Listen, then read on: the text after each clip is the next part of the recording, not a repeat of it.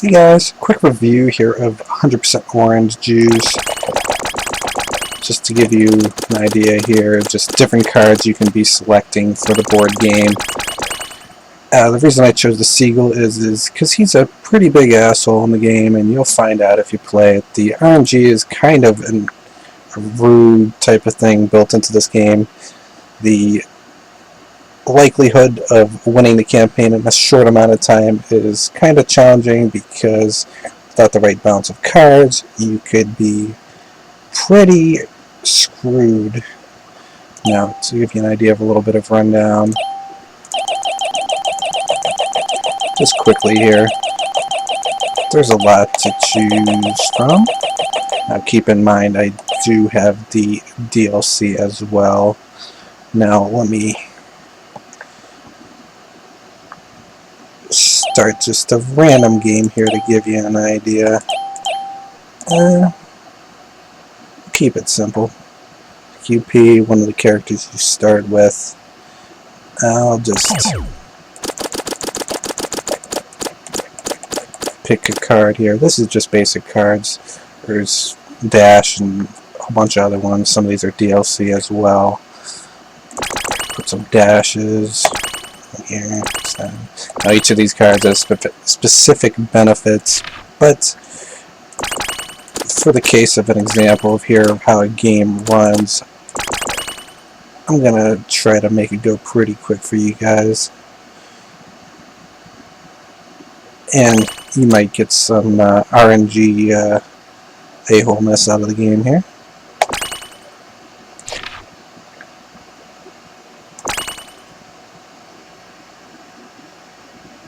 And you can even choose different colors for your character. As you play online, you unlock more particular things.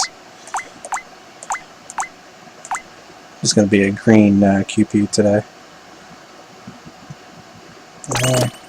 Probably not use that card. Alright, we're going to see how this goes.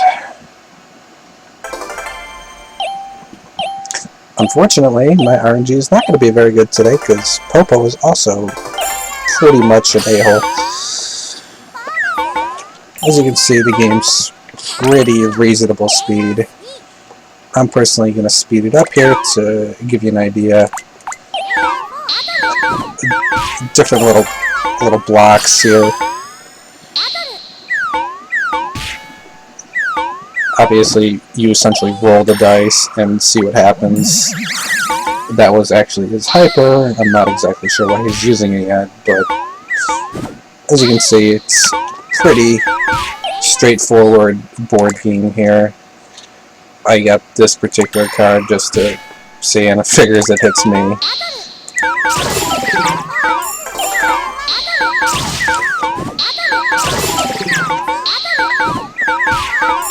Now, as you can see, I probably have the volume a little bit too high here on Orange Juice, but essentially, just to give you a little work around the board here, this is kind of like a speed boost, so when you land on this, it'll actually double your roll. The reds are indications of battles that you can fight. There's two different ways to get a Norma. There's stars and there's wins. Right now I have the stars count, because that's the default it starts on, and then right here, if you see this here, this is green, it'll drop more cards that have different status effects depending on how you build your deck.